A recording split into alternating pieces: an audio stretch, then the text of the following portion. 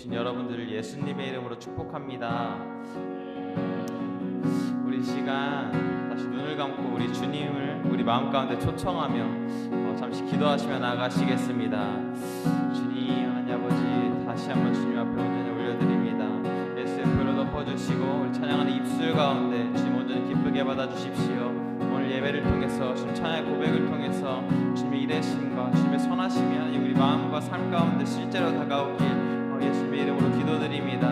주님 하나님 아버지, 이 시간 주님 좌정하여 주시고 임재하여 주십시오. 주님의 임재 없이 하나님 아버지 그 하나 유익한 것이 하나 없음을 주님 고백합니다. 주님 도와주십시오.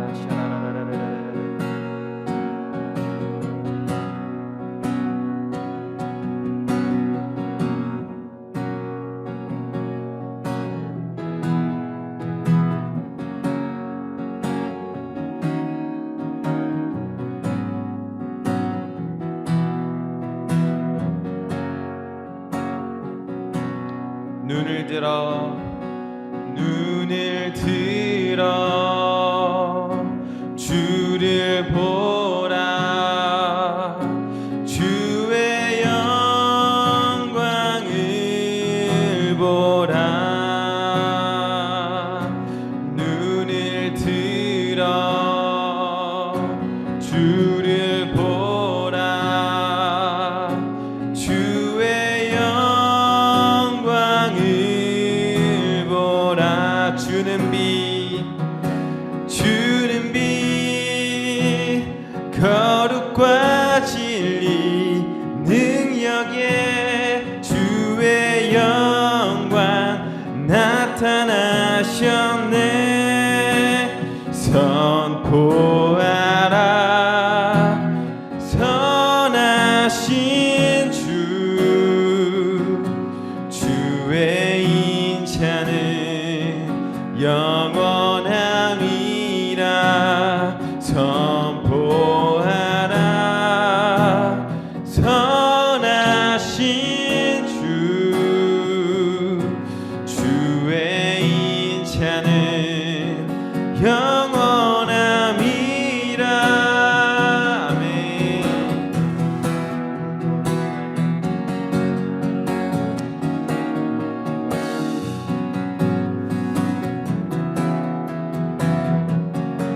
우리 시간 우리 영의 눈을 열어 영의 눈을 들어 선포하시겠습니다. 눈을 들어 주를 보라. 눈을 들어 주를 보라.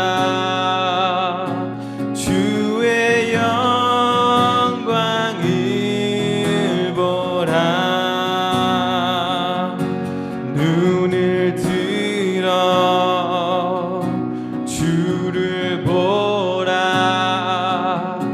주의 영광을 보라. 주는 빛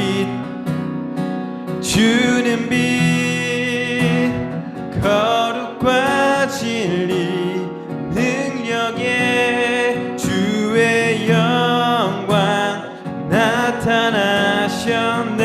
주는 빛 거룩과 진리 능력에 주의 영광 나타나셨. 선포하라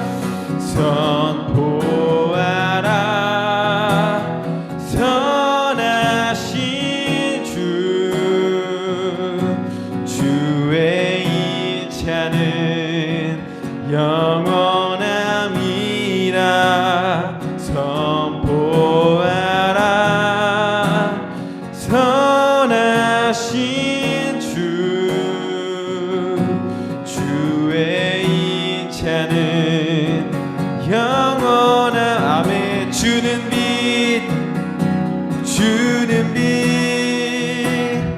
거룩과 진리 능력에 주의 영광 나타나셨네.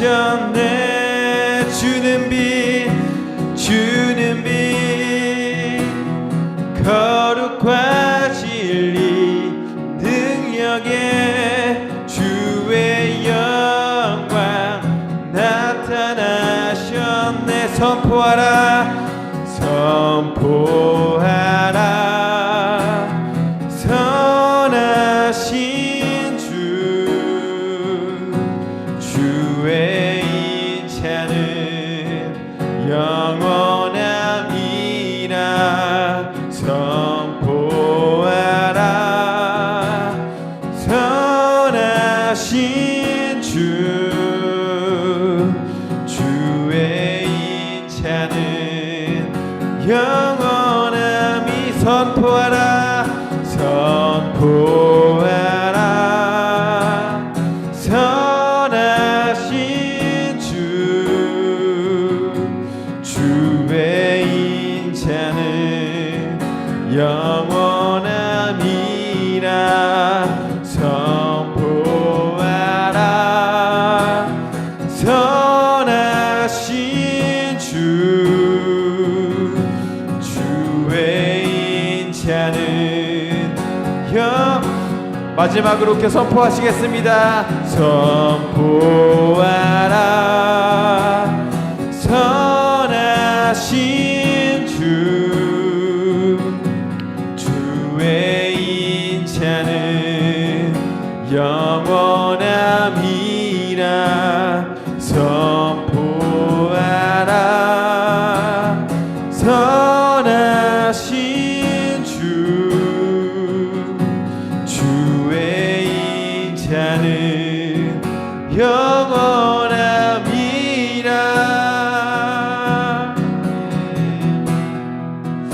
참의 선하신 주님을 고백합니다.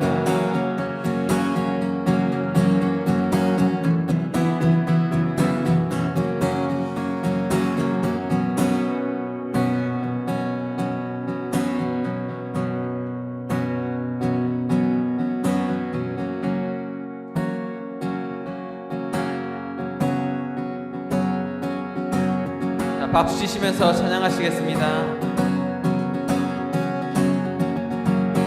찬양 중에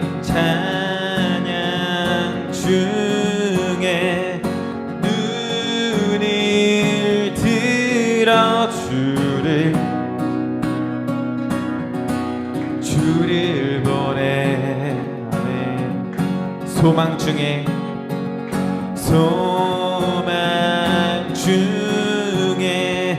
마음 다해 주만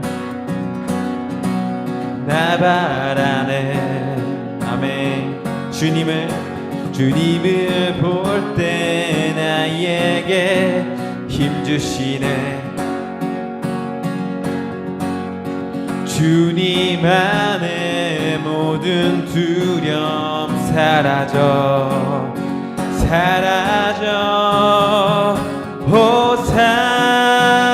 호산나 호산나 구원의 주 하나님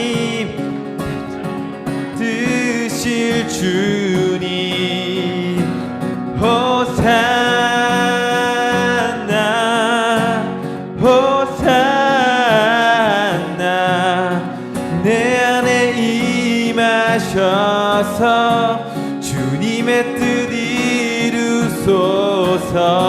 아멘. 주께 드린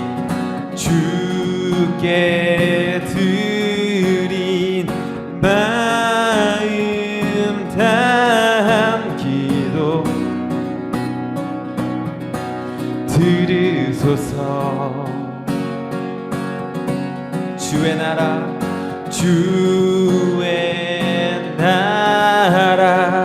상한 영혼들을 새롭게 해. 아멘. 주님을 볼 때 나에게 힘 주시네. 주님 안에 모든 두려움 사라져 호산나 호산나 구원의 주 하나님 찬양 받으실 주님 호산나 호산나 내 안에 임하셔서 주님의 뜻이 다시 한번 호산나 고백하시겠습니다. 호산나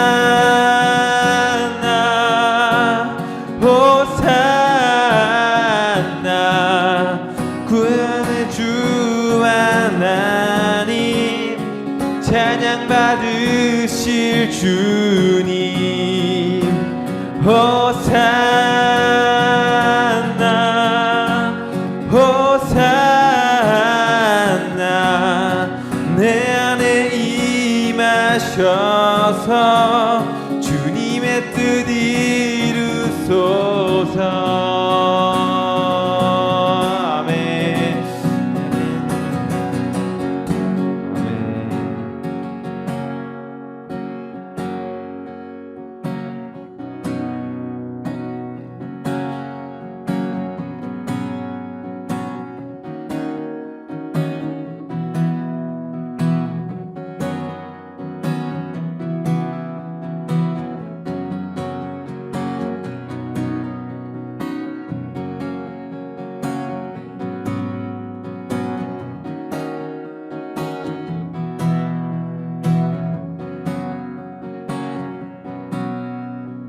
누구도 본 적이 없는 누구도 본 적이 없는 새로운 일이 지금 이 땅 위에 일어나네.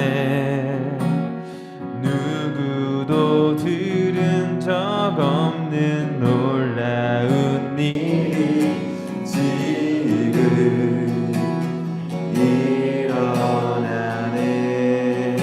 누구도 본 적이 없는 누구도 본 적이 없는 새로운 일이 지금 이 땅 위에 일어나네. 누구도 들은 적 없는 놀라운 일이 지금 일어나네. 기도는 반드시 응답되니 전심으로 기도하세. 주가 베푸시는 그 일을 세상에 전하세. 광야의 길을 만드시고 사막의 강을 만드시네. 새롭고 놀라운 일이 지금 이 땅에 일어나네. 광야의 길을 만드시고 사막의 강을 만드시네. 새롭고 놀라운 일이 지금 이 땅에 일어나. 우리 다시 고백하시겠습니다. 누구도 본 적이 없는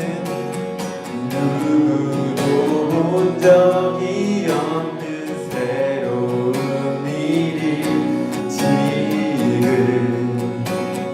이 땅 위에 일어나네.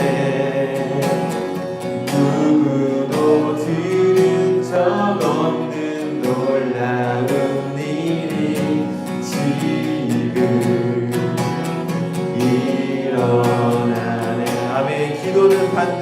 응답되니 기도는 반드시 응답되니 전심으로 기도하세 주가 베푸시는 그 일을 세상에 전하세 광야의 길을 만드시고 사막의 강을 만드시는 새롭고 놀라운 일이 지금 이 땅에 일어나네 기도는 반드시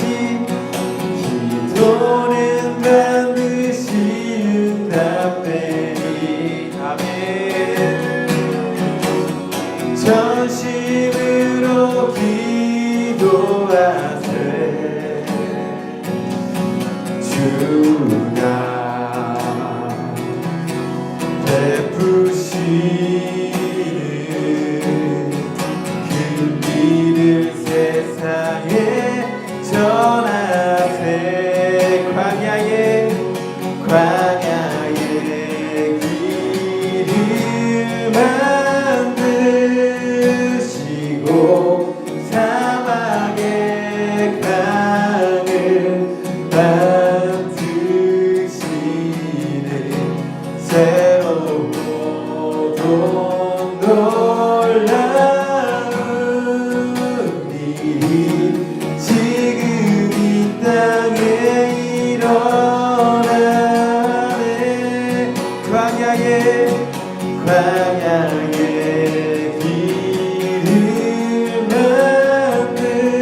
만드시고 사막의 강을 만드시는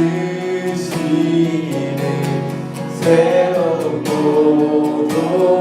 놀라운 일이 지금 이 땅에 일어나네 광야의 길을 만드시고 광야의 길을 만드시고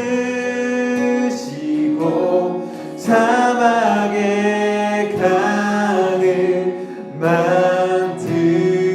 만드시는 새롭고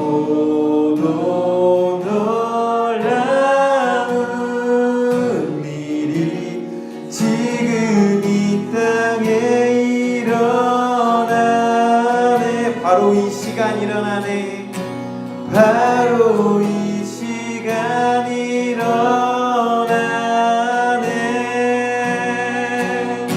아멘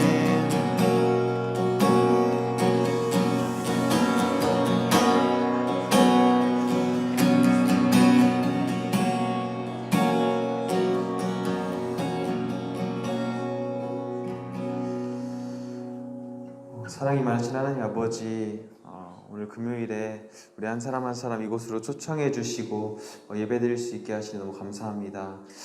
주님 사막의 길을 만드시고 사막의 강을 내시고 길을 만드시는 주님을 우리가 더욱더 이 시간 믿음으로 고백합니다. 우리 삶 가운데 주님께서 항상 예비하시고 먼저 가셔서 인도해 주시는 그 선하신 아버지 되신 주님을 우리 이 시간 찬양합니다. 하나님 아버지 오늘 이 시간도 주님께 기대하며 주님 사랑이 많으신 예수님의 이름으로 기도드립니다. 아멘. 할렐루야. 반갑습니다. 오늘도 기분 좋은 밤입니다. 그렇죠? 네, 오늘도 기대되는 밤입니다. 오늘도 어김없이 우리 2024년도 우리의 신앙 고백이죠. 앞에 보이시는 YP 사명 선언문, 요거 에코 좀 줄일 수 없을까요? 너무 울리는데 목소리가. 네. 사명 선언문을 우리 같이 함께 고백하고 시작하겠습니다. 시작. 우리는 예수 그리스도를 구원자와 내 삶의 주인으로 고백한 언약 공동체로서 내가 속해 있는 곳 어디서든 예배하는 삶을 통해 복음을 증거하고 한국 시민으로서의 정체성을 갖고 빛과 소금의 역할로 이 세상을 변화시켜 마지막 때 예수님의 재림을 앞당긴다. 아멘. 맞습니다. 우리는 이러기 위해서 모인 공동체입니다. 잘 기억하시고, 예. 우리의 복음을 생략하겠습니다. 네, 오늘 두 번째 시간, 마지막 때를 이기는 신앙, 마지막 때를 이기기 위해서 준비해야 될 영성, 요한계시록의 7교회를 통해서 주인인 예수 그리스도가 그의 신부인 교회에게 요구하는 이제 영성이 있죠. 그것을 우리가 차근차근 이제 알아보는 시간인데, 두 번째 시간입니다. 충성. 부제로는 죽도록 충성하라. 요한계시록 2장 8절에서 11절 말씀인데, 우리 본문 말씀 같이 한 구절씩 교독하고 제가 기도하고 시작하겠습니다. 제가 먼저 읽겠습니다. 네. 본문 말씀이 빠졌나 봐요. 네. 성경을 찾아서 요한계시록 2장 8절부터 11절. 네. 성경을 읽을 수 있으신 분들은 같이 읽도록 하겠습니다. 찾으셨죠? 서마나 교회의 사자에게 편지하라. 처음이요 마지막이요 죽었다가 살아나신 이가 이르시되 내가 네 하나님과 분별을 알거니와 실상은 내가 부요한 자니라. 자칭 유대인이라 하는 자들의 이방도 알거니와 실상은 유대인이 아니요 사단의 회당이라. 너는 장차 받을 고난을 두려워하지 말라. 볼지어다 마귀가 장차 너희 가운데에서 몇 사람을 옥에 던져 시험을 받게 하리니 너희가 10일 동안 환난을 받으리라. 내가 죽도록 충성하라. 그리하면 내가 생명의 관을 내게 주리라. 이기는 자는 성령의 교회들에게 하시는 말씀을 들을지어다. 이기는 자는 둘째 사망의 해를 받지 아니하리라. 아멘. 기도하겠습니다. 하나님, 정말 점점 이 마지막 때로 들어가고 있습니다. 우리에게 요구하시는 우리 예수님이 요구하시는 영성, 그리고 또 이 마지막 때 환난 때 우리 하나님의 의도를 우리가 잘 알고 이 필요한 영성을 준비할 수 있도록 오늘 우리에게 듣는 길을 열어주시옵소서. 우리의 마음의 문을 엽니다. 성령께서 하시는 교회에게 하시는 말씀을 듣게 하여 주시옵소서. 마지막 때 모두 승리하는 그리스도인들이 될 수 있도록 우리를 지켜주시고 인도하여 주시옵소서. 오늘 감사해 드리는 예배와 찬양을 하나님 올려드립니다. 저희 마음을 받아주시옵소서. 감사합니다. 예수님의 이름으로 기도드렸습니다. 아멘. 네, 지난주부터 이제 시작됐죠. 우리 마지막 때 우리가 어떤 영성을 갖춰줘야 되는지 요한계시록 2장에 나와 있는 2, 3장에 나와 있는 7교회를 통해서 조금씩 이제 알아보도록 하겠습니다. 마지막 때는 이 마지막 때 맞는 신앙생활을 해야겠죠. 맞습니다. 이 마지막 때 맞는 신앙생활, 그 영성을 오늘 요한계시록 2장을 통해서 이제 준비할 텐데, 마지막 때 이렇게 요한계시록 읽어보면요, 미혹한다는 것도 있고 혼란스럽고 좀 애매모호하고 뭐 이런 것들이 있습니다. 교회를 이제 혼란스럽게 하는데, 저는 마지막 때 우리가 갖춰져야 될 영성 중에 하나가 이제 분별인데요. 분별을 어떻게 하냐, 생각보다 간단한 것 같아요. 우리가 알고 있는 진리 가운데 확신이 거하면 이 가짜는 자연스럽게 걸러지는 것 같습니다. 미 연방 그 화폐 감식원들이 가짜 화폐를 감식하는 방법이 있다고 합니다. 기계도 못 잡아내는 정교한 위조 지폐를 잡아내는 건데, 그분들은 어떻게 훈련하냐면 진짜를 계속해서 밥 먹을 때, 잠잘 때, 일할 때 진짜 화폐를 손에서 놓지도 않는데요. 그러면 가짜 화폐가 딱 스쳐져 잡히면 그냥 분별이 된대요. 손이 기억한대요. 마찬가지입니다. 가짜를 분별하려고 애쓰는 게 아니라 진짜 안에, 진리 안에 거하다 보면 뭐가 가짜인지를 분별할 수 있는 눈이 자연스럽게 생기지 않을까 싶습니다. 그렇죠? 특히 요즘에는 아시다시피 뭐 정보화 시대를 뛰어넘어서 이제는 인공지능 AI 시대가 됐습니다. 굳이 내가 공부 안 해도 뭐 지식을 얻으려고 유학 다니지 않아도 AI, 뭐 챗 GPT죠. 원하는 지식을 촥촥촥 말해줍니다. 도서관에서 책 찾고 원하는 거를 막 찾는 시절이 이제 끝나버렸어요. 너무 빨리 세상이 진행돼서 어떻게 좀 쫓아가기가 좀 버거울 정도입니다. 마찬가지입니다. 과거에는 지식을 아는 게 굉장히 우리에게 큰 힘이었습니다. 남들이 모르는 지식을 알 때 사회에서는 그것을 인정해줬죠. 근데 지금은 이 지식이 너무 범람하고 또 내가 원하면 언제든지 다른 나라의 지식을 앉은 자리에서 컴퓨터로 다 확인할 수가 있습니다. 이렇게 지식이 범람할 때 여러분 시대적으로 우리 교회가 하는 역할이 무엇이라고 생각합니까? 참 아이러니하게도 지식이 범람하고 정보가 많으면 우리의 삶이 더 윤택하고 행복해져야 되는데 물론 뭐 물질적인 삶은 더 윤택해졌습니다. 그런데 정신적으로는 그 어느 때보다도 피폐해져 있습니다. 잘 알다시피 뭐 우리나라 서구 사회에서는요 이미 뭐 자살률 이런 것들이 굉장히 높습니다. 우울증, 뭐 공황장애. 지금 우리 청년 세대 ADHD가 굉장히 지금 많다라고 합니다. 지식은 많고 정보는 많고 뭔가는 계속 머리는 차지는데 영적으로는 굉장히 피폐해지는 삶이 우리 가운데 지금 처해 있는 현실입니다.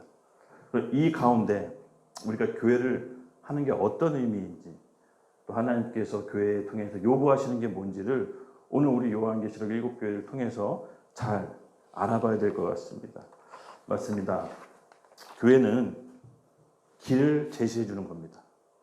하나님 만나면 살 수 있다는 그 길을 옳은 길을 제시해 주는 게 바로 교회입니다. 이런 수많은 정보와 지식 속에서 여러분 하나님 만나야 살 수 있습니다. 하나님 만나는 게 참된 유일한 길이라고 제시해 줄 수 있어야 됩니다. 그것이 오늘 시대에 교회전 역할인 줄로 믿습니다. 오히려 세상 것들, 세상 지식들 막 차고 넘치는 지식에 여러분 너무 쫓아가지 마십시오. 물론 세상 학식 학문을 우리가 두루 겸비해야 됩니다. 그런데 그것에 인생을 올인하지 말라는 거예요. 진짜 참 인생에 올인해야 될 거는 우리 하나님 아버지의 말씀이라는 거죠. 제가 이제 존경하는 이제 사모님이 있는데 그분이 청년 세대에서 깊이 있는 연구와 고찰을 하셨더라고요. 그래서 저한테 MZ 세대의 특징 3가지를 말씀해 주셨어요. 첫 번째로 MZ 세대의 특징이 뭐냐면요. 자기 마음이 신이래요. 자기 마음이 절대 기준이래요. 그래서 세상의 어떤 규율이나 룰도 그렇게 중요하지 않다고 하더라고요. 내 마음이 좋고 내 마음이 기준이기 때문에 내 마음이 통하면 그게 바로 진리라는 겁니다. 요즘 MZ 세대의 특징이래요. 그래서 그 MZ 세대의 며느리들 이렇게 이제 겪어보면은 시어머니랑 이제 시어머니 전화 뭐 생일이고 이러면 전화할 수 있잖아요, 그렇죠? 근데 MZ 세대 며느리는 다르답니다. 뭐 남자들도 아들들도 마찬가지일 것 같아요. 내 마음이 원치 않아서 전화를 안 한답니다. 그냥 시어머니 생일에는 전화해서 인사해 주는 게 어떻게 보면 당연한 인사치인데, 근데 그것이 마음이 통하지 않으면 율법이라고 이렇게 얘기한답니다. 그래서 이게 지금 극도로 우리 사회가 이제 빠르게 이제 MZ 세대는 변하고 있다는 거죠. 그리고 권위가 무너졌다고 합니다. 즉 자기보다 위에 있는 권위를 이제 더 이상 존중하지 않는다는 겁니다. 왜냐하면 너무나 빠른 정보와 지식들을 그때그때 이제 컴퓨터로 찾아보죠. 인터넷으로. 또 뭐가 옳고 그른지를 자기가 판단하고 자기가 선택하지 굳이 위에 있는 뭐 전문가나 권위자에 대해 조언을 들으려고 하지 않는다는 겁니다. 그 3번째는 비전이 없답니다. 그러니까 저 때까지만 해도 그런 게 있었어요. 첫 번째 들어가는 직장은 계속 평생 직장이 될 거라는 그런 마음이 있었어요. 근데 이제는 그게 아니랍니다. 그런 생각도 갖지도 않을 뿐더러 그때그때 알바로 장기적인 계획보다 그때그때 내 필요한 일들과 내 경험과 내 마음의 만족을 위해서 장기 근속한다는 게 없다라는 거죠. 이렇게 좀 MZ세대에 대해서 분석하는 그런 말씀을 듣고 일정 부분 어느 정도 좀 동감이 됐습니다. 근데 오늘 우리 교회는 이 세상적인 기준과 눈으로 봤을 때 여러분 교회는 어떻게 보일 것 같아요? 굉장히 고리타분하고 보수적이고 너무 답답해 보이지 않을까요? 네, 그렇게 보일 겁니다. 근데 저는 이렇게 자신 있게 얘기할 수 있습니다. 사실은 교회를 잘 몰라서 하는 겁니다. 엄밀히 따지면 복음을 잘 모르고 하나님을 못 만났기 때문에 나올 수 있는 얘기입니다. 진짜 우리 하나님은요, 너무 창조적이세요. 너무 파괴적이고 늘 새로운 길을 예상치 못하게 여세요. 그 믿음으로 사는 훈련을 우리가 했을 때 이 창조적이고 파괴적인 하나님을 경험할 수가 있습니다. 나쁜 뜻의 파괴가 아닙니다. 늘 하나님은 새로운 길을 여십니다. 우리가 생각하지 못했던 너무 창조적인 분이십니다. 그래서 우리는 이 하나님을 교회에게 이 세상 가운데 교회를 많이 소개시켜주고 경험토록 해줘야 돼요. 그 의무가 우리에게 있습니다. 이 세상의 가치관, 이 세상의 어떻게 보면 질서, 기준에서 창조적인 삶이 어떤 건지, 하나님 만난 사람들이 내 가정과 지역과 직장을 어떻게 변화시키는지 모두 다 보고 싶어 합니다. 사실은 우리가 그 역할을 저는 해야 되는 줄로 믿습니다. 그래서 바울은 세상 입장에 대해서는 굉장히 단호했어요. 본인이 믿고 고하는 복음에 대해서는 절대 타협이 없었습니다. 그런데 하나님 앞에서는 굉장히 유연했습니다. 굉장히 유연한 태도와 자세를 유지하면서 카멜레온처럼 그때그때 이제 변하죠. 빌립보서 말씀 같이 함께 읽어볼게요.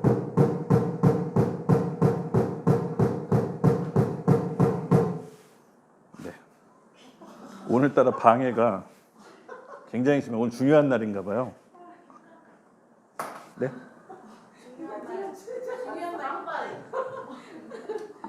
오늘 우리 그 미디어 팀이 이제 솔로로 쓴 지 얼마 안 됐습니다. 그래서 시스템 약간 좀 부조가 있더라도 양해 부탁드리고 격려의 박수 한번 주시죠. 처음에는 괜찮습니다. 이제 두세 번은 안 됩니다. 네. 같이 우리 빌립보서 3장 8절 읽겠습니다. 시작. 또한 모든 것을 해로 여김은 내 주 그리스도 예수를 아는 지식이 가장 고상하기 때문이라. 내가 그를 위하여 모든 것을 잃어버리고 배설물로 여김은 그리스도를 얻고. 아멘. 네. 바울은요, 이 세상에 대해서는 하나님 자기가 믿고 있는 하나님에 대해서는 아주 단호했습니다. 이 바울은요, 알다시피 로마 시민권자였지만 유대인이었어요. 학식이 능통했다고 합니다. 유대인 중에서도 유대인, 율법, 성경을 가르치는 사람이었어요. 율법 학자였죠.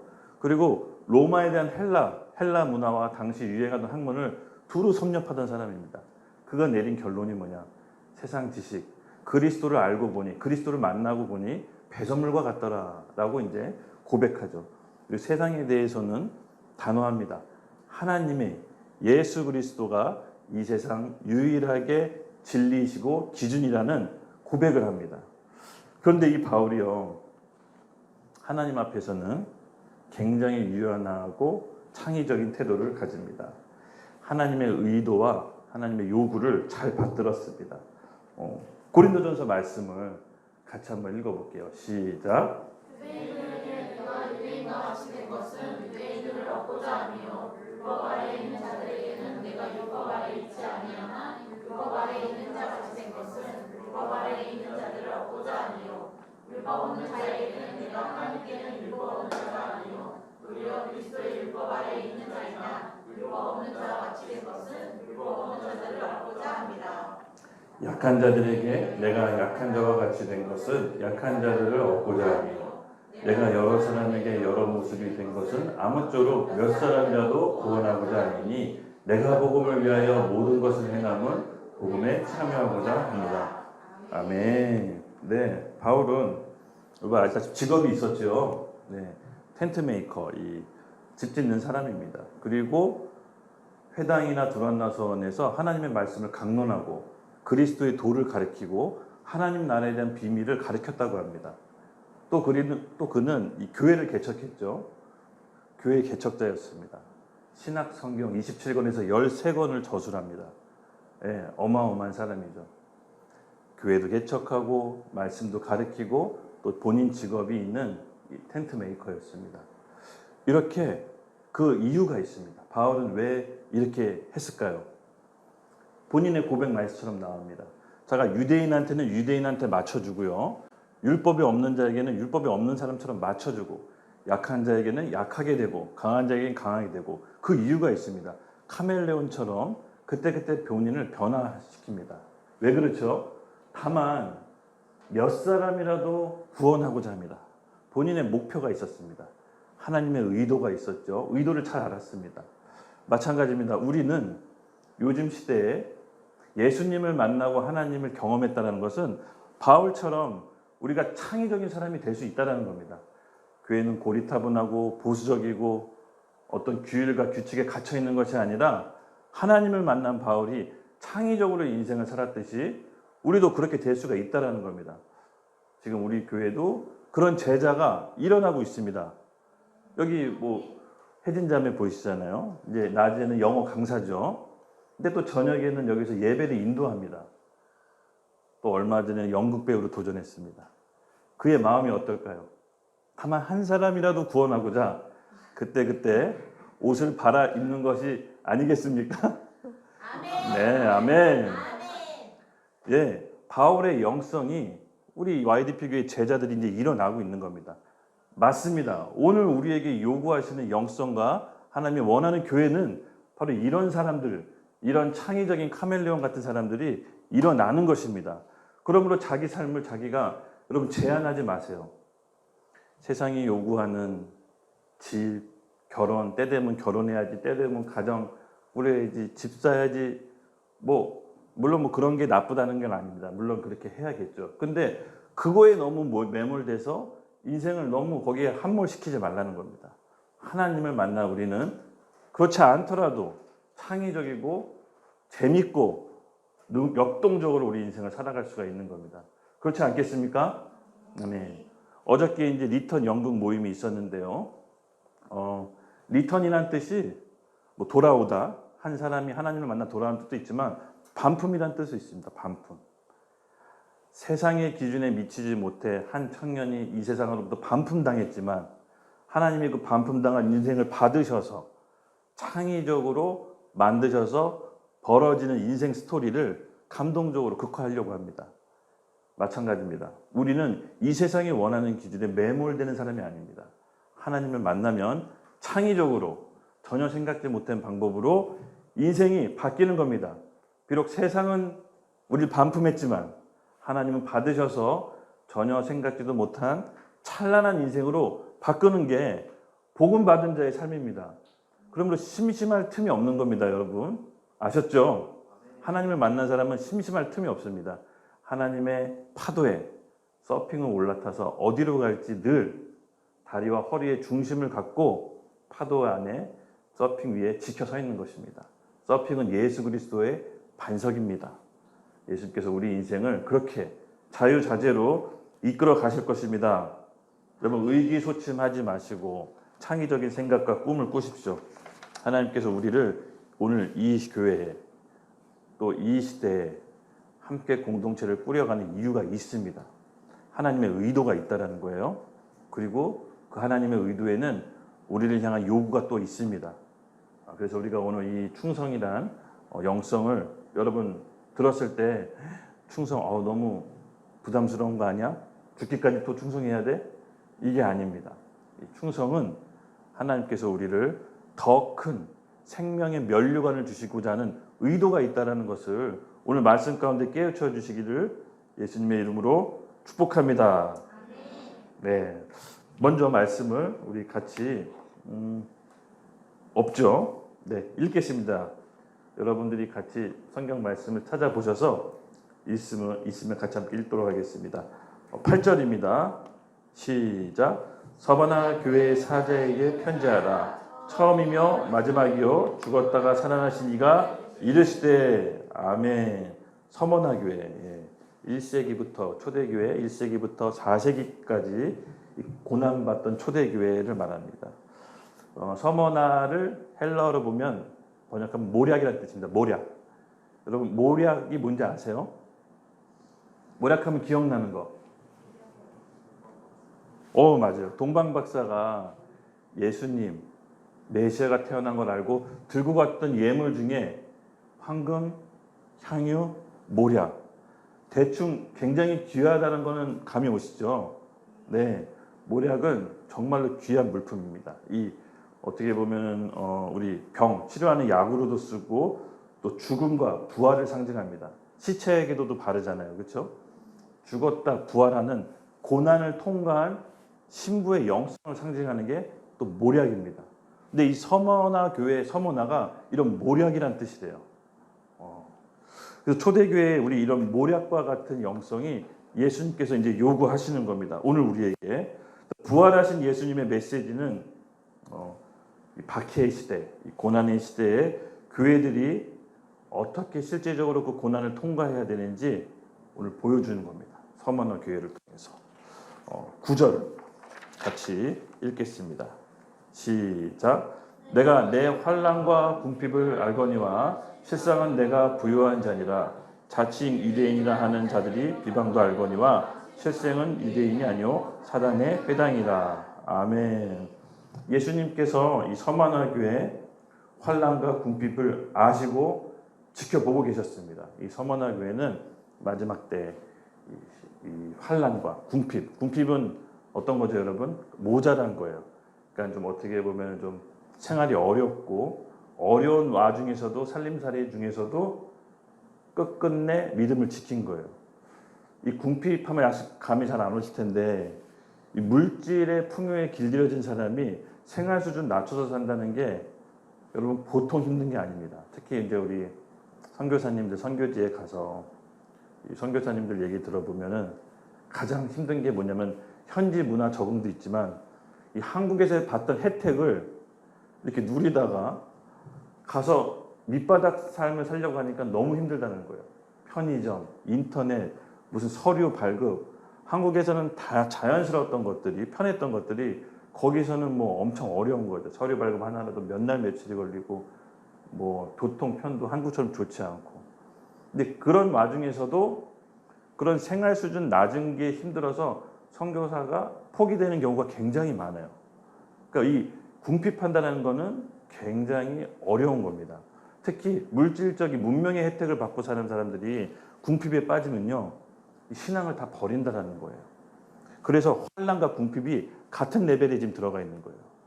환난은 외부적인 압력과 핍박도 있지만 궁핍도 굉장히 어려운 겁니다. 차라리 없었으면, 처음부터 없었으면 괜찮았는데 있던 사람이 없는 걸로 살면 너무나 힘들다는 거죠. 근데 오늘 예수님께서 그 서머나 교회의 환난과 궁핍을 아셨다고 합니다. 너희가 환난과 궁핍한 생활을 내가 알고 있다라고 합니다.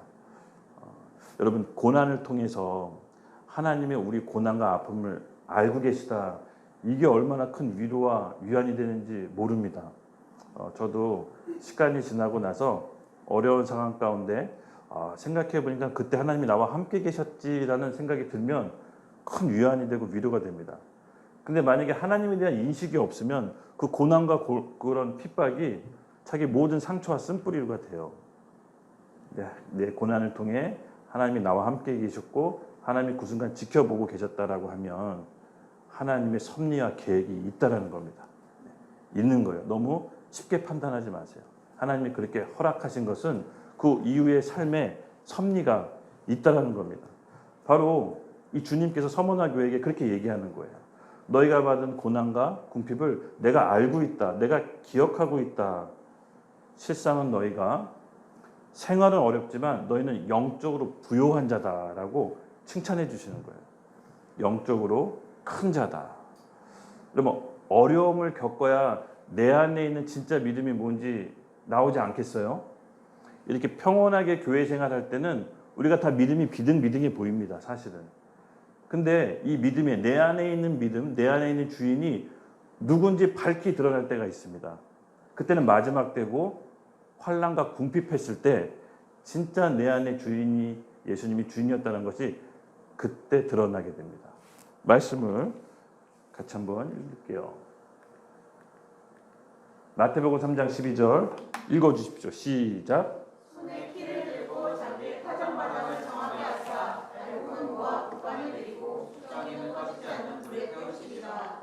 아멘.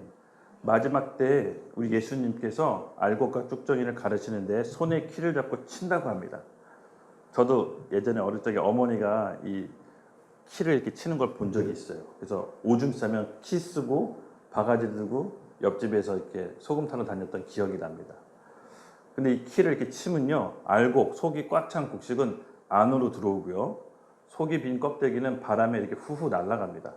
이렇게 치면서 어머니가 바람을 입술로 후 불면 뚝정이를 이렇게 날아가요. 알고 보면 점점 안으로 모여지고. 왜? 마지막 때는 이 환란을 주님께서 교회에 허락하십니다. 궁핍함도 허락하세요. 근데 왜 그렇게 하냐? 알곡과 쭉정이를 가르기 위해서. 진짜 나의 신부가 누군지를 가르기 위해서입니다. 그래서 마지막 때는 이해할 수 없는 환란과 고통이 믿는 사람과 믿지 않는 사람 모두 다 찾아옵니다. 하나님 이걸 허락하시는 때예요. 그래서 오늘날 우리 교회 시대 평온할 때 우리 영성을 준비해야 됩니다. 환란 시대에 들어가면 그 준비할 수 있는 틈이 좀 많이 어려워진다라고 저 개인적인 생각이 들어요. 그래서 예수님께서 키를 친다라는 건 환란이에요. 키를 치는 건 환란이고 궁율, 궁핍입니다. 그래서 어떤 곡식이 안으로 들어오고 어떤 곡식이 나가 떨어지는지 예수님께서 키를 치신다라는 거예요. 주인께서. 마찬가지로 오늘 우리 대한민국도 사실은 굉장히 전쟁의 위험에 있습니다. 우리가 한 가지 굳게 믿고 있는 믿음이 있는데 전쟁이 안 날 것 같다라는 느낌이 있는데 아니에요. 굉장히 불안해요. 우리나라도. 또 전 세계적으로 지진, 전쟁, 기근이 가장 만개한 때가 요새인 것 같아요. 우리나라도 결코 안심할 수가 없죠. 이거는 내가 신앙생활 잘하고 못하고를 떠나서 전 지구적으로 임하는 마지막 때이기 때문에 하나님의 허락하시는 거예요. 그러면 우리가 마지막 때에 대해서 오해하면 안 됩니다. 여러분 욥 기억하시죠? 욥은 구약의 당대 의인이라고 나와요. 당대 의인이었어요. 근데 욥이 자기가 잘못하지도 않았는데 엄청난 환난을 당합니다. 가족을 다 잃고 병에 걸리고 재산을 다 잃고. 근데 그 환난이 어떻게 오냐? 사단이 하나님께 참소해요. 하나님이 욥을 저렇게 보호해 주시니까 욥이 저렇게 의롭지. 만약에 하나님이 보호해 주시지 않으면 욥이 의로운지 시험해 보십시오. 라고 사단이 하나님께 요청하죠. 하나님이 허락하십니다. 근데 조건이 있습니다. 욥의 생명만은 건드리지 말고 모든 환난을 해라. 근데 진짜로 욥이 엄청난 환난을 당합니다. 아시죠? 근데 욥이 끝까지 믿음을 지켜요. 욥이 무엇을 상징하냐면 마지막 때 우리가 갖춰져야 될 영성을 말하는 거예요. 마지막 때는 우리가 특별히 잘못해서 환난이 오는 게 아닙니다. 그냥 환난이 이 시간표, 이 지구적 종말에 따라서 환난과 핍박이 오는 때예요. 여러분 이 상황 가운데 여러분 속에 진짜 있는 그 믿음이 밝히 드러나는 거예요. 밝히 드러나요. 그래서 오늘 우리에게 요구하시는 충성은 사실 지금 준비하셔야 돼요. 지금. 10절 우리 같이 읽겠습니다. 시작.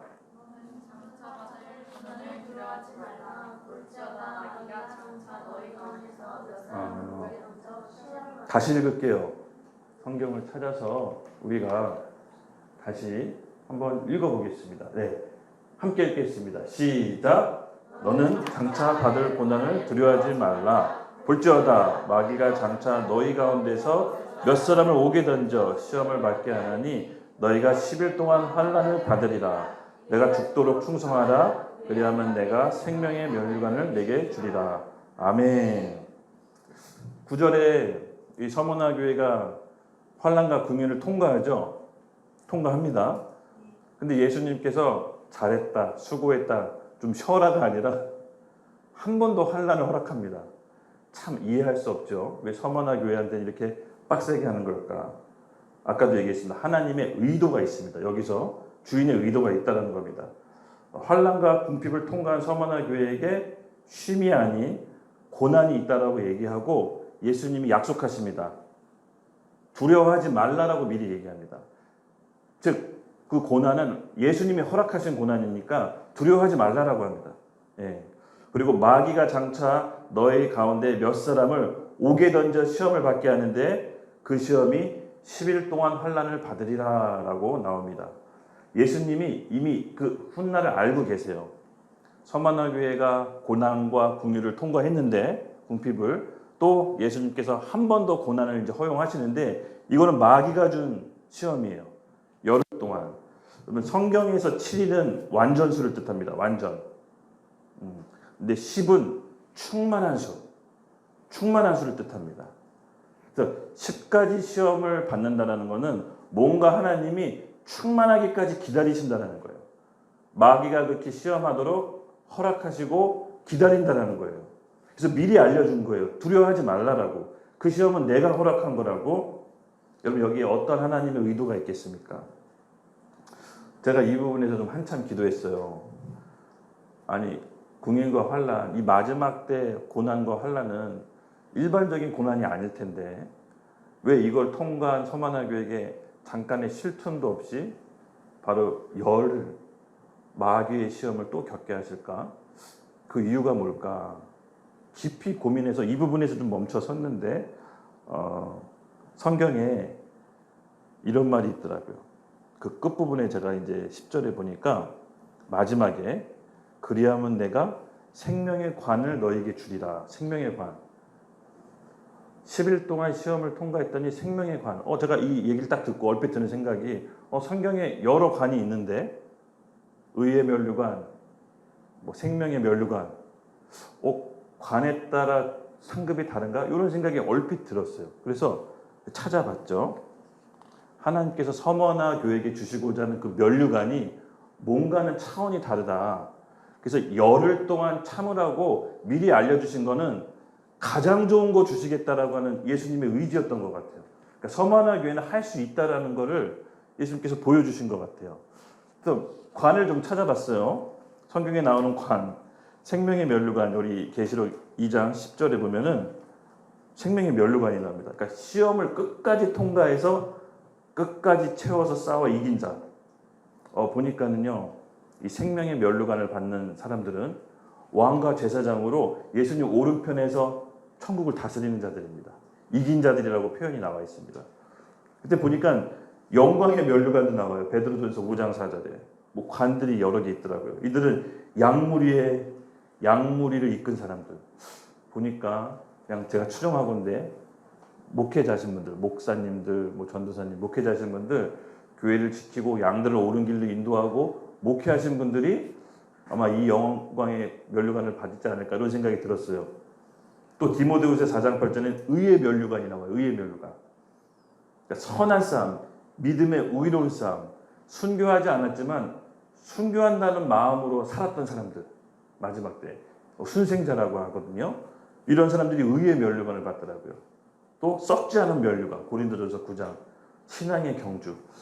이렇게 성경에 여러 표현들의 관들이 있는데 서머나 교회에게 예수님이 약속하신 게 여러분 생명의 관. 제가 감 잡았어요. 천국은 상급에 따라 철저한 계급 사회구나. 이게 감이 왔어요. 그러니까 우리의 삶이 천국에서 상급이 다르다는 거예요. 그래서 서머나 교회에게 특별히 요구하신 게 뭐냐면은 너희가 곤란과 환난과 궁핍함도 알고 내가 다 지켜보고 있는데 열흘 동안 마귀가 너희를 시험할 건데 끝까지 참어. 기다려. 마지막에 생명의 면류관이 있을 거야. 이렇게 10완전수를 채우게 하는 이유를 개인적으로 성경을 읽으면서 감동을 받았어요. 그러면 여러분 서머나 교회에게 주시고자 하는 예수님의 면류관은 가장 큰 면류관입니다. 가장 좋은 거 주시려고 서머나 교회에게 원하시는 요구가 있습니다. 그 요구가 뭐죠? 오늘 주제입니다. 같이 읽도록 하겠습니다. 시작. 내가 죽도록 충성하라. 아멘. 그 면류관을 받기 위해서는 주인인 예수님이 우리에게 요구하시는 게 있는데 바로 오늘 주제죠. 충성입니다. 충성. 충성.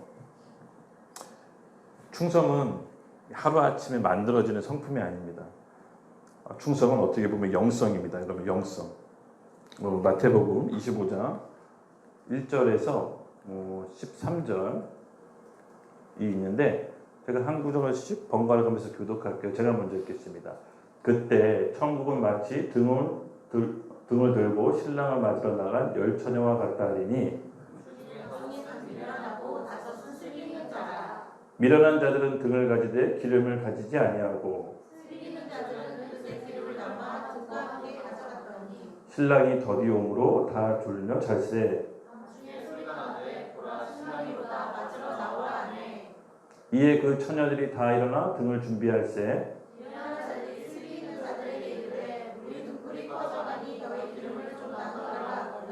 슬기 있는 자들이 대답하여 이르되 우리와 너희가 쓰기에 다 부족할까 하노니 차라리 파는 자들에게 가서 너희 쓸 것을 사라 하니 그들이 살아간 사이에 신랑이 오므로 준비하였던 자들은 함께 혼인잔치에 들어가고 문은 닫힌지라. 그 후에 남은 처녀들이 와서 이르되 주여 주여 우리에게 열어주소서. 진실로 너희에게 이르노니 내가 너희를 알지 못하노라 하였느니라. 다 같이 읽겠습니다. 그런즉 깨어있으라 너희는 그날과 그때를 알지 못하느니라. 아멘. 아멘. 네, 맞습니다. 이 여기서 상징하는 것들이 있는데요. 바로 충성은 갑자기 어느 아침에 내가 결단한다고 해서 생기는 게 아니라는 겁니다. 열처녀와 슬기로운 처녀를 다섯을 이렇게 대비해서 보여줍니다. 슬기로운 처녀 말고 반대인 미련한 처녀, 미련한 처녀들이 구비하지 못했던 게 뭐가 있죠? 예, 4번에 슬기 있는 자들은 그릇과 기름을 담아 등과 함께 가져갔더니 등은 미련한 처녀도 있었고 슬기로운 처녀도 있었습니다. 흔히들 이 본문을 이제 설교하고 해석할 때 많이들 이렇게 말씀하세요. 미련한 처녀는 불신자, 슬기로운 처녀는 성도. 그래서 슬기로운 처녀는 예수님 혼인잔치에 들어가고 불신자한 미련한 처녀는 믿지 않았기 때문에 지옥에 간다. 이렇게 이제 일반적으로 알고 있는데 둘 다 등불을 갖고 있었다는 것은 둘 다 믿는 자들을 뜻해요. 등불이 잠언 20장 27절 말씀 함께 읽겠습니다. 시작. 사람의 영혼은 여호와의 등불이라. 사람의 깊은 속을 살피느니라. 아멘. 슬기로운 처녀, 미련한 처녀 이 마음에 등불이 있습니다. 등불을 준비하고 있었어요. 이것은 예수님을 믿는다는 뜻이에요. 이 영혼의 불이 있었다는 거예요. 근데 준비하지 않은 미련한 처녀 두 가지, 그릇과 기름입니다. 그릇은 뭘 뜻하냐면요, 우리의 영성을 뜻해요. 영성. 우리가 매일 예배하잖아요, 그렇죠? 그리고 매일 기도하잖아요. 그 예배와 기도를 통해서 하나님께서 주신 마음과 감동을 통해서 삶에 나가서 말씀과 실천으로 훈련을 합니다. 이것들이 다 영성이에요. 이 영성은 어느 날 갑자기 만들어지는 게 아니에요. 이 슬기로운 처녀가 그릇과 기름을 준비해서 신랑이 올 때 맞으러 갈 때 미련한 처녀들은 없다는 걸 알았어요. 기름하고 그릇이. 그래서 등불에 불이 꺼져가는데 그것 좀 나 좀 달라고 합니다. 그랬더니 슬기로운 처녀가 뭐라고 얘기하죠? 너희들 줄 거 없다. 나가서 사라. 근데 나가서 살 때 혼인잔치가 벌어집니다. 마찬가지입니다, 여러분. 그릇은 지금 오늘날 우리 교회 시대에서 준비해야 될 영성입니다. 그것은 충성된 자만이 준비할 수 있습니다. 어느 날 갑자기 내가 자기 부인한다고 자기 부인이 되던가요? 지난 시간 우리 처음 사랑 얘기했을 때 사랑은 연습이라고 했죠. 사랑하겠다고 결단한다고 해서 사랑이 갑자기 이루어지던가요? 아닙니다. 충성도 마찬가지입니다. 충성도 성품이 아니라 영성인 것입니다. 우리가 오늘날 교회 시대 때 준비해야 될 영성인 것입니다. 그래서 충성되게 뭔가 한다는 것은 하나님이 그에게 일을 맡기실 수가 있다는 거예요. 그러면 우리가 그릇과 기름을 준비해야 되는데 첫 번째 그릇은 충성된 꾸준함의 영성이 바로 그릇입니다. 그렇게 그릇이 있는 사람에게 마지막 때에 하나님께서 성령을 부어주시는 거예요. 요엘 선지자가 말해서 예언했던 베드로가 고백했던 그 마지막 때의 성령을 그릇이 준비된 사람에게 하나님이 부어주시는 거예요. 왜? 마지막 때 환난을 통과할 수 있도록. 마지막 때 환난은 이제 요한계시록 보면은 도저히 우리가 결단한다고 해서 통과할 수 있는 환난이 아닙니다. 우리가 신앙생활 잘한다고 해서 우리 의지로 통과할 수가 없어요. 성령이 필요해요. 마지막 때 늦은 비 성령이 우리 가운데 부어져야 그 성령의 힘으로 통과할 수가 있는데 그 성령이 누구에게 부어집니까? 그릇이 준비된 자. 그릇이 없으면 성령이 부어질 수가 없어요. 그래서 열처녀 비유는 우리를 향해 마지막 때 성도를 향해 얘기하는 겁니다. 그릇과 기름을 준비해야 되는데 이것은 누가 사줄 수도 있는 것도 아니고 대신 구해줄 수도 없는 거다. 너희가 지금 충성되게 준비해야 된다라고 오늘 우리에게 해주시는 말씀이에요. 여러분 마음의 준비를 충성되게 마음을 하나님 앞에 가져갑시다.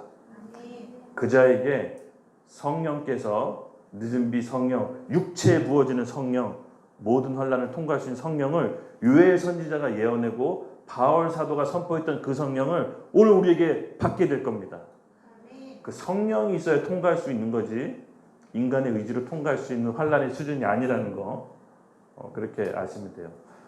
누가 기운이 손톱깎이로 새끼발가락을 콱 찍었어요.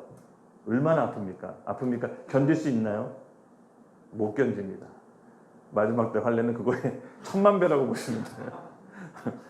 누가 빨래줄로 널어서 이렇게 막 차로 끌고 다니는 것처럼 엄청난 환란 뭐 이렇게 표현해서 미안하지만 사람이 견딜 수 있는 환란이 아니라는 겁니다. 성령 받으셔야 돼요. 누구에게 성령을 주십니까? 충성된 자, 그릇이 있는 자, 마지막 때 성령을 부어 주실 것입니다. 아멘. 이제 뭐 일요일 날 우리가 이제 새가족반 들어가죠. 근데 제가 새가족반 준비할 때 물론 제가 그동안 해왔던 사역들을 좀 정리를 했는데 그래도 나름대로 처음으로 맞이하는 새가족이잖아요. 그리고 우리 교회의 의미가 있잖아요. 이 부모된 자가 나중에 이제 여러분들 결혼해서 애 낳으면 알겠지만 애를 임신하고 출산할 때 부모들은 애한테 가장 좋은 것들로 준비해요. 분유부터 해가지고 뭐 옷까지 뭐 이렇게 항균 뭐 이렇게 해서 왜냐 애를 위해서 가장 좋은 걸 주고 싶어하는 게 부모 마음입니다. 근데 제가 그래도 우리 교회에서 처음으로 시작한 이 새가족들에게 가장 좋은 영성을 뭘 줄까 고민 많이 했단 말이죠. 비록 6가지 커리큘럼이지만 고민을 많이 했어요. 근데 이 교회사를 공부하다 보니까 각 교회마다 장점들이 너무 많더라고요. 우리는 모르고 지나쳤던 영성들이 있어요. 11세기에 로마 카톨릭하고 동방 정교회랑 분리가 돼요. 그때 이제 로마 카톨릭의 수도원에서 많은 부패들이 있었거든요. 신부님들이 사생아 낳고 막 도박하고 뭐 이런 일들이 많이 자행됐습니다. 그때 이제 오리엔탈 오도독스라고 하죠. 동방 정교회가 분리가 됐어요. 그래서 서방교회 카톨릭, 동방교회, 동방정교회로 나눠져요. 그리고 서방교회 카톨릭에서 16세기에 여러분 잘 알다시피 종교개혁이 일어나죠. 프로테스탄트, 오늘날 우리 개신교가 다시 한번 종교개혁을 일으킵니다. 근데 기독교로 하면 카톨릭, 동방교회, 개신교 이 세 개의 큰 교단을 얘기해요. 물론 개신교 안에서도 여러 교단이 있지만 이 세 교회의 장점들이 각각 있어요. 카톨릭은 어떤 장점이 있습니까? 조직력, 교황을 머리로 한 동일체 원칙, 모든 카톨릭 교회는 한 몸이에요. 그리고 조직력이 있고 힘이 있어요. 그리고 하나님에 대한 예식과 제례가 아주 엄숙해요. 저도 이제 절두산 그 묘비 구경 갔다가 거기 보니까 성당 미사를 뒤에서 이렇게 문 열고 몰래 봤는데 예배가 엄숙하고 꽤 마음이 좀 들더라고요. 그게 좀 괜찮았어요. 그렇지 하나님을 만나는데 어떻게 엄숙한 것도 나쁘진 않겠다라는 생각이 좀 들었어요. 어떻게 보면 좀 정성인 거죠. 저는 이제 예수 믿는 집안이 아니었어요. 저는 유교 집안 1년에 제사를 몇 번씩 드리던 그런 집인데 제사 아버지가 이제 제사 드릴 때 그 과일이 흠이 있거나 뭐 좀 안 좋으면 제사상에 안 올리셨거든요. 근데 그게 보면 이제 정성이잖아요, 정성. 근데 마찬가지로 좀 카톨릭에 그런 게 남아 있더라고요. 하나님께 드려지는 정성. 근데 동방교회의 또 장점은요, 영성과 훈련이 있어요. 기도, 예배, 깊이 있는 훈련. 그래서 자기 부인과 기도의 영성이 있어요. 그리고 또 개신교의 장점이 뭐냐? 말씀과 실천. 하나님께서 오늘 내게 주신 말씀을 실제 삶에서 실천하는 능력이 있어요. 근데 이 세 교회의 장점을 모아놓으면 참 좋겠더라고요. 우리도 이 교회도 이 세상이 잘못된 길로 갔을 때 조직력으로 함께 뭉쳐서 목소리를 내야 되지 않겠습니까? 그리고 깊은 영성, 자기 부인과 자기 삶, 기도의 영성, 우리 매일 예배 드리잖아요. 이게 사실 동방교회에서 나온 거예요.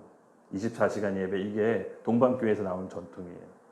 깊은 예배와 기도의 영성을 통해서 우리 밖에 나가서 직장생활 하면서 예수님을 사랑하고 이웃을 사랑하는 말씀을 실천하는 것들을 요 세가족본 커리큘럼에 담아내야겠다는 마음이 있었어요. 그래서 요거를 좀 담아냈어요. 장점만. 그래서 한번 들어보시면 어떠실까 싶어요. 나름대로 또 이 부모 입장에서 이거를 농축했습니다. 그런 관점에서 봤을 때 이 세 교회가 저는 딱 공통점이 있었어요. 오늘 주제입니다. 하나님에 대한 충성. 이거는 공통점이었어요. 영성은 다르고 장점은 달랐지만 그 모든 동기가 전 하나님에 대한 충성이었어요. 마찬가지입니다. 맞습니다. 여러분, 오늘 우리가 교회를 마지막 때 하고 함께 몸된 공동체를 이룬다는 것은 서머너 교회에게 우리 주님이 요구하셨던 그 충성을 오늘 우리에게도 요구하시는 것입니다. 그래서 오늘 우리 교회 시대 때 이 충성을 준비하시기를 예수님의 이름으로 축복합니다. 이 충성 가운데 우리가 하나님께 나아간다면 하나님께서 11절 교회에게 주신 게 있습니다. 우리 11절 같이 읽겠습니다. 시작. 귀 있는 자는 성령이 교회에게 하시는 말씀을 들을지어다. 이기는 자는 둘째 사망의 해를 받지 아니하리라. 아멘. 첫째 사망은 우리가 육신이 죽는 겁니다. 우리 육신이 흙으로 돌아가는 게 첫째 사망이고, 둘째 사망은 영혼이 멸망받는 겁니다. 네. 그런데 우리 첫째 성경은 요한계시록의 5장에 보면요, 첫째 사망 죽은 사람도 최후 마지막 심판 때는 몸을 입고 나온다라고 해요. 네. 몸을 입고 다시 부활합니다. 그리고 최후 심판 때 영원한 삶의 갈림길이 갈라집니다. 백보자 심판이라고 하죠. 맞습니다. 여러분, 우리는 생명의 면류관을 받아야 됩니다. 첫째 사망을 넘어 둘째 사망으로 갈까 걱정하는 것이 아니라 약속하신 생명의 면류관. 누구에게? 충성된 교회에게, 죽도록 충성된 교회에게 하나님의 고난을 허락하시지만 그 고난 끝에 우리에게 주신 면류관이 있기 때문에 10번의 시험을 통과하도록 미리 말씀해 주시고 인내하라고 하시는 겁니다. 오늘 우리에게 이 생명의 면류관을 붙잡을 수 있도록 천국을 침노합시다. 우리 하나님께서 우리에게 주신 것들이 우리가 이 땅에 몸을 붙이고 있으니까 이게 감이 잘 안 오잖아요. 그렇죠? 감이 잘 안 오다 보니까 뭐라고 표현할 수가 없는데 절대로 놓쳐서는 안 됩니다. 천국은 침노하는 자의 것입니다. 빼앗는 것입니다. 누구에게 양보할 수 없습니다. 제가 이제 올해 45인데 우리 어른분 계신데 죄송한데 20대 후반에 예수님 처음 만났거든요. 근데 지금 45인데 시간이 이렇게 빨리 갈 줄 몰랐어요. 이렇게 빨리 갈 줄 알았으면 좀 알려주시지. 10수년이 정말로 하룻밤 같아요. 또 생각해 보니까 저는 이제 어릴 적부터 제 주변에 아픈 사람도 많이 보고 또 군대도 약간 그런 부서가 죽은 시체를 많이 보는 부서였어요. 사건 현장 가서 불탄 사람들도 봐야 되고 뭐 이렇게 토막 잘린 사람들도 사진으로 다 봐야 되고 그러다 보니까 죽는 게 뭐 이러지? 정말 인생이 이게 단가? 뭐 이런 생각도 많이 했어요. 그리고 친척 중에 지금도 이제 병원에 계신 분들도 많고 아버지도 병투병 오래 하시고 돌아가시고 사실은 우리 삶이 이 젊음이 영원할 것 같은데 그렇지 않아요.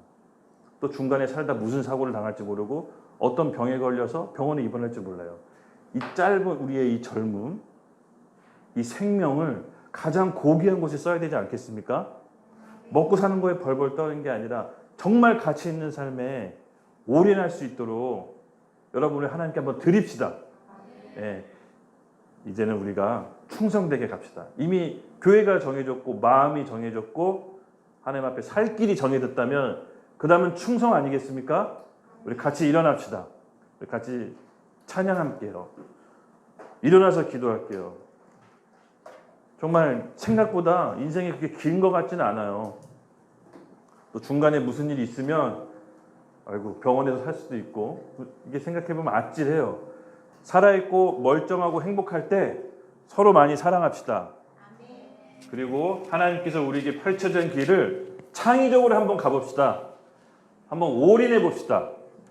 우리 같이 가봅시다. 우리 말씀을 같이 마지막 말씀을 제가 선포할게요.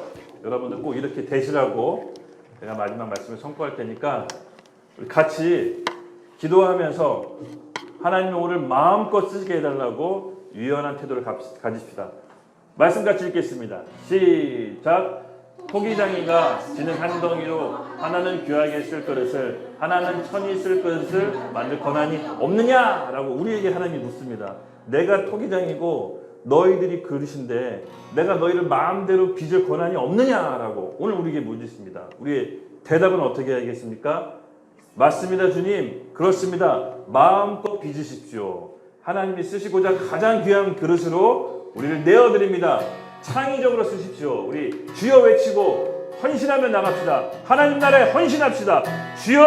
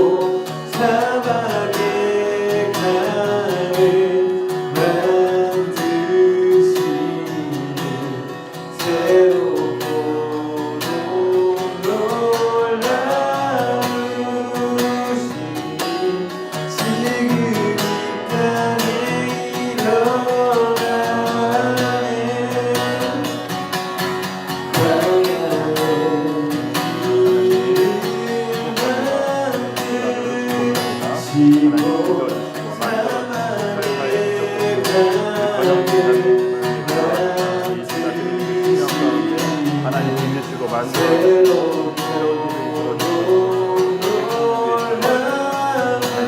만들어주시고 하나님 가장 좋은 가장 원하는 그릇으로 만들어주시고 하나님 가장 아름다운 그릇으로 만들어주시옵소서. 가장 귀한 정되기를 기도합니다. 가장 귀한 그릇으로 만들어주시옵소서.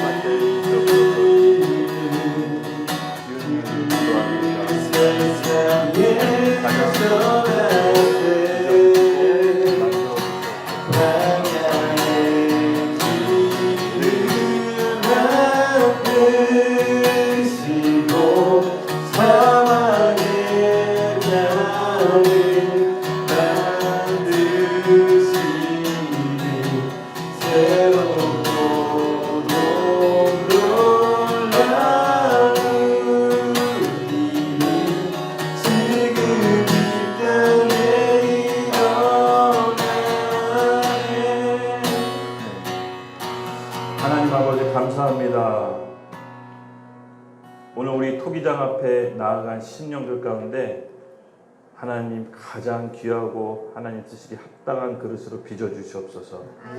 오늘 이 순간부터 헌신하며 나간 영혼들에게 예수 그리스도가 주인 되셔서 하나님 안에서 창의적인 삶을 살 수 있도록 하나님 이끌어 주시고 인도하여 주시옵소서. 아멘. 하나님과 함께하는 길이 가장 복되고 이 세상의 참 행복이라는 것을 이 세상 사람들에게 빛으로 밝게 드러내는 삶이 될 수 있도록 하나님 가장 영광된 삶이 될 수 있도록 이끌어 주시고 충성된 제자로 만들어 주시옵소서. 감사합니다. 예수님의 이름으로 기도드렸습니다. 아멘.